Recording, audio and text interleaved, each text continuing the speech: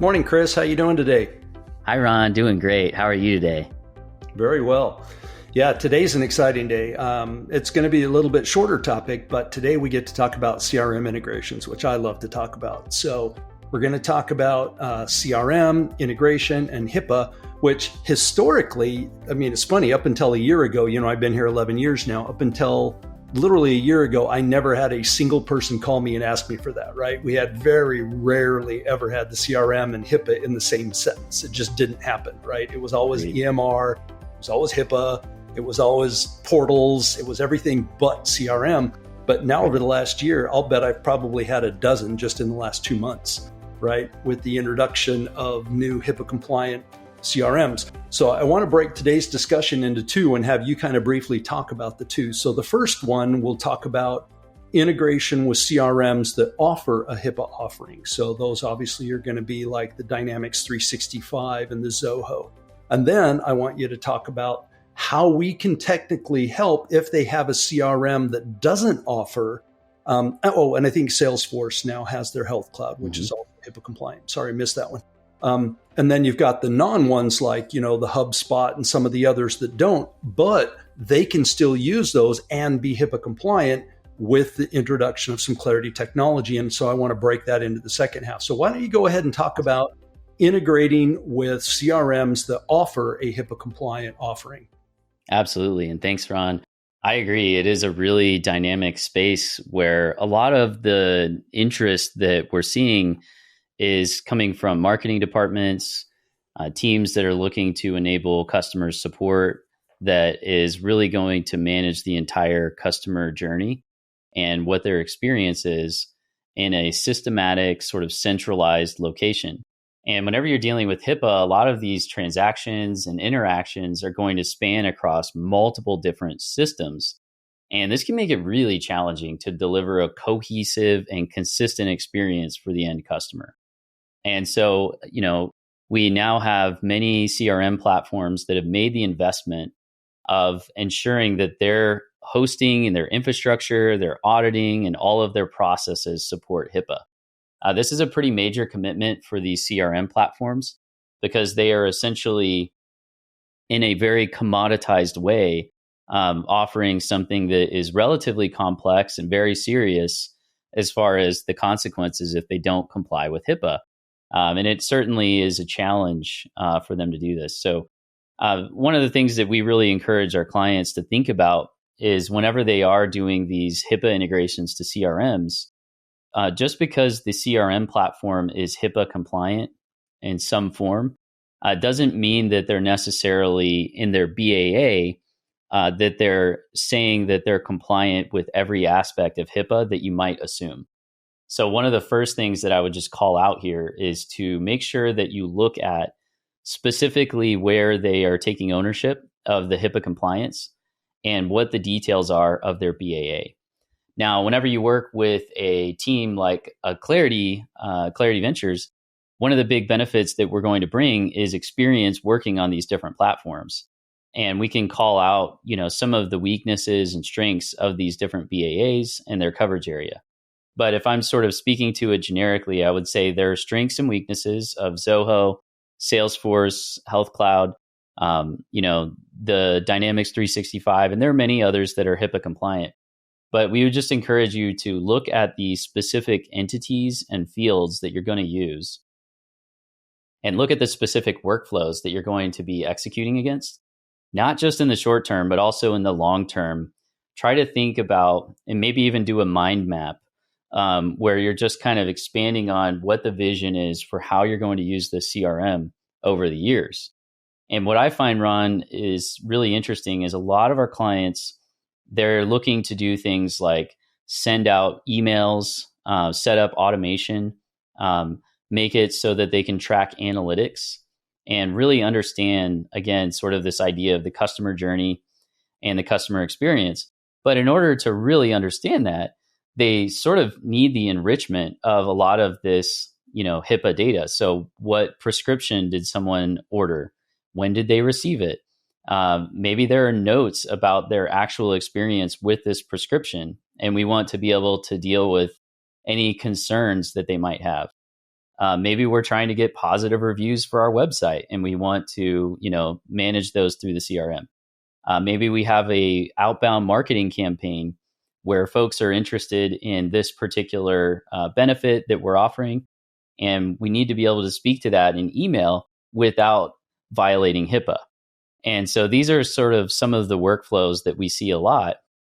And what I would say in general with integrating with CRMs is just because you are using a HIPAA compliant platform, and again, there are caveats to that I'm encouraging you to think about. It doesn't mean that you're going to be compliant with HIPAA when you send out an email if the email has the wrong contents in it.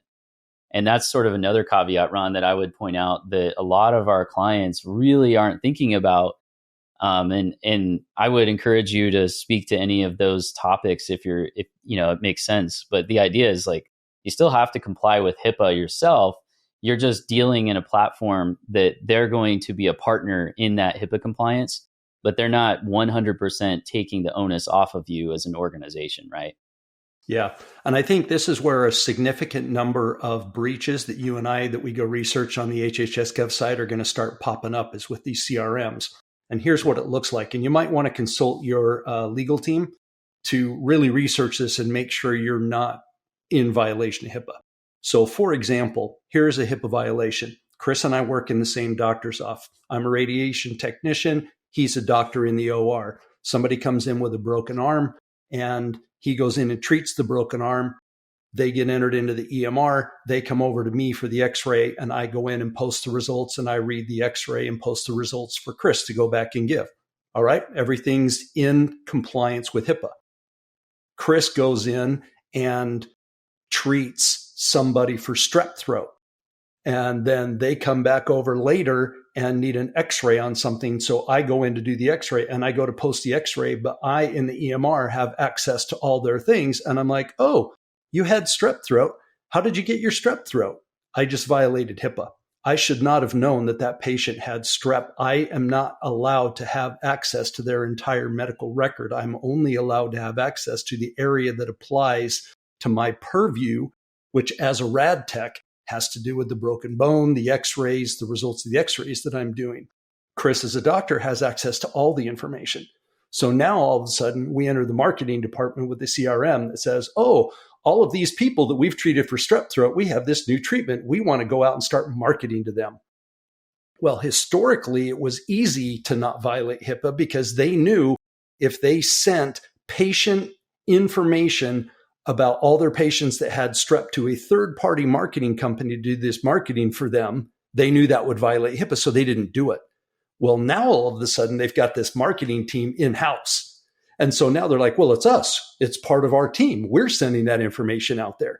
But just like the rad tech didn't have information, a lot of the marketing teams shouldn't have information about medical conditions of patients. So you have to figure out legally, what can we and can't we share with the marketing team in the CRM about the medical records? So if it's, let's say I'm in marketing now, and if I am part of Chris's team following up on patients that Chris is treating for diabetes, and we have a new diabetic medication, and Chris wants me as part of the team to reach out to every single patient that has diabetes and let them know that there's a recall, or let them know that we have a new drug that they are supposed to call and make an appointment, then I'm actually part of the team providing care. I'm allowed to have access to that information now. And so that's a new anomaly that's now entered as we start having these HIPAA compliant CRMs, right?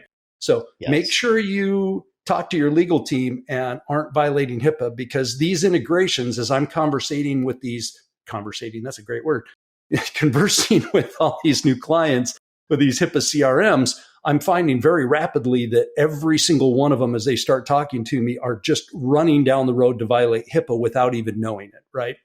Yes, I really love that you keep emphasizing that it really makes sense to review with your specific legal counsel. And the biggest thing we can do in this that is going to be the most accurate is just call your attention to the fact that there is going to be a tendency to feeling like, hey, this is a HIPAA compliant platform. So that just means everything I do in it is HIPAA compliant. But like you said, Ron, in that great example, just people having access to certain data can be a HIPAA violation. And we're not trying to spook anyone. We just want you to be aware that there's a potential. And we're not trying to speak to your specific situation. We just need a lot more information. And really, we see ourselves not as legal experts as much as just technology partners who have gone down the path before. And we at least want you to be aware of some of these landmines that might be in front of you.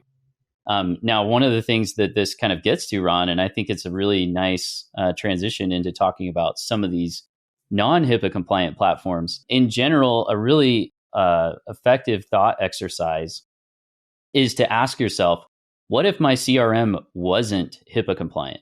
How would I handle this data? And in general, like, you can still deal with data that is associated with a sort of HIPAA customer or patient or what have you, as long as it's de-identified. And there is a lot of nuance to what the HHS and the OCR considers to be de-identified data. And it's fairly detailed, so I won't go into the weeds. We do have a video that talks about that in some detail, though. But long story short, this is really healthy, even if you're working with a CRM that does have HIPAA compliance, because you sort of get into this thought process of, oh man, I want to be careful with this sensitive data. And I think if you just think of it as a general rule of thumb, like, what's a respectful way to handle this sensitive information about a patient? I mean, at the core of it, that is a reasonable thought process that tends towards summarizing a lot of the HIPAA rules around security and privacy. What's a respectful way of handling this information? And although that doesn't comprehensively get into everything, one of the benefits of leveraging a non-HIPAA compliant platform like a HubSpot, for example, is you can still do a lot of the work that you need to do if you have a de-identification mechanism. And without going into extreme detail, we have a technology stack that we add to CRMs at Clarity that allows us to essentially tokenize the information and de-identify it within a particular patient's record or sensitive record that has PHI in it, so that can go into a non-HIPAA compliant CRM. And I guess the big takeaway I would have on this one, Ron, would be that one of the powerful things that you can do with any CRM is just generally get dashboards and views on where things are in their life cycle, understand sort of global and individual data points with your analytics and tracking, and be able to really see a macro view with a drill down capability on what your results are for different campaigns, different efforts that you're executing on, and just generally managing the customer relationship. Now, this is something that you can absolutely do with a non-HIPAA CRM. There tends to be an additional small step whenever you need to get into the detailed PHI. And again, just sort of based on the emphasis of this conversation, that can be a really healthy thing. Having to go through an extra step of having everything de-identified that's PHI. And in other words, what we're doing here is we're saying, we have this patient, they've gotten this prescription, and it's for this sensitive prescription that we've put onto their record in our EMR system and possibly in our HIPAA e-commerce. Now, whenever we put it into the CRM that's not HIPAA compliant, we're literally going to remove that data from the record. But we are going to make it so that whenever we are in the CRM, we can inject in a secure way like an iframe or some kind of augmented view that the data doesn't live in the CRM, but we can augment the view of that record on demand if someone has the authorization and they have the authentication to be able to access that PHI. So Ron, to the example you gave earlier about the rad tech having access to the strep throat, this de-identification method with a non-HIPAA compliant tool, it looks at whether or not the role of that user is such that they should be able to see that PHI. Right. And this can be really helpful for marketing and for just overall customer service, because the customer service rep should probably be able to see that detail. Maybe they should only be able to see certain details, but someone in marketing should just probably only be able to see that this user is in a certain category for a marketing campaign. And that's really it. And maybe it's just not okay for them. And again, this is dependent on your legal counsel to really determine the details.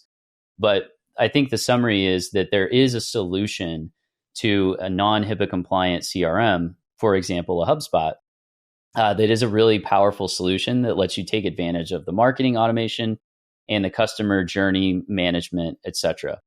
Any thoughts on that, Ron? I'd love to hear what your take is on it as well. Yeah, I mean, we've been kind of down in the weeds. So for those that are a little bit confused, I just want to give a really super simple example. So I go to the bank, I take $1,000, I deposit in the bank, they go put the money in the vault.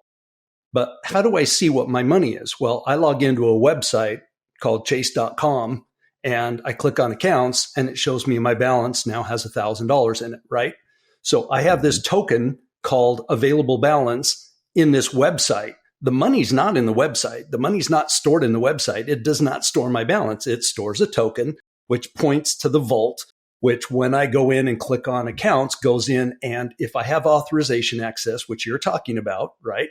It automatically goes, looks in the vault and says how much cash is in Ron's account that's available for him to withdraw or use, comes back and says $1,000.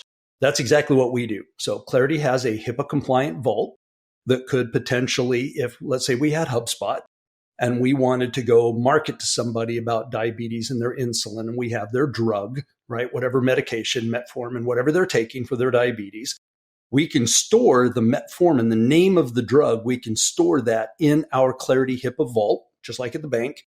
And then in the HubSpot, which is the chase.com website, we store a token that says prescribed medication 1. That's the de-identified data that Chris is talking about. So then when somebody logs into HubSpot, if they have the appropriate rights to do that, so someone who's working on the team that's marketing to diabetics, they could go in. And the great thing is they could go in and access that information if they've been given rights, or because it's been de-identified, they could go in and say, here's a list of all the patients that you're supposed to be emailing to, but you have no information about what drugs they're on, what diagnoses they have or anything else. You're just supposed to do this job. And so you go off and do the job. And so they've de-identified the data. That's why we can do a lot of medical portals where it says clinical results. And we're like 73 out of 100 patients, died from this study, right? Why can we do that? Well, because we took all the patients' names off. We de-identified the data. So we can't identify who died and who didn't die, who got placebo, who got the actual drug. That's the de-identification process of, so for example, Chris living at 3007 such and such street, that's contact information about Chris, but it's not PHI. But if I said Chris at 307 blah, blah, blah street has diabetes type 2, I just turned Chris and 307 into PHI because that identifies him with a diagnosis, right? Exactly. And that now converted that data. But if I hid that data and said takes drug 1, Chris at this address, takes drug 1 and all the person can see is drug 1, but the doctor that can log in and prescribe the drug can actually prescribe and say what drug it is, then I have de-identified that data appropriately and I could store that up in HubSpot along with all the other identifying information that the marketing team may need to communicate treatment information, patient information, demographic information, everything else they want to communicate about with Chris at his address without having the physical medical information that would turn his contact information into actual PHI. So that's one of the things that allows us kind of, hopefully in layman's terms, for some of you like me that aren't quite as technical as Chris, actually not technical like Chris, understand the concept of tokenization and what the HIPAA vault does. It's exactly like the bank vault. That's where the cash gets stored. Everything else is pointers. And so HubSpot, using our bank vault, our HIPAA bank vault, we can store all of the medical information and just provide the tokens to HubSpot. And that allows HubSpot to be integrated with and participate in all of the medical marketing and medical service along with the EMR when we do our integrations. So anyway, anything you want to close out, Chris? I think that was perfect. I really appreciate you bringing it home with that example. And at the end of the day, I think that it really helps to have a team that can, understand the high level sort of macro view and a practical example and all of the detailed nuances technically. And that's really what we bring to the table at Clarity, is this combination of resources who have gone through this before. Whether you work with Clarity on your HIPAA CRM project or a similar vendor, we encourage you to look for someone who has experience with your CRM for HIPAA. And certainly feel free to reach out to us if you're interested in just getting complimentary information about your upcoming project. And as always, we really appreciate you watching this video, and we'll look forward to seeing you in the next one. Thanks for checking in today. Bye for now. Thanks, everyone. Bye for now.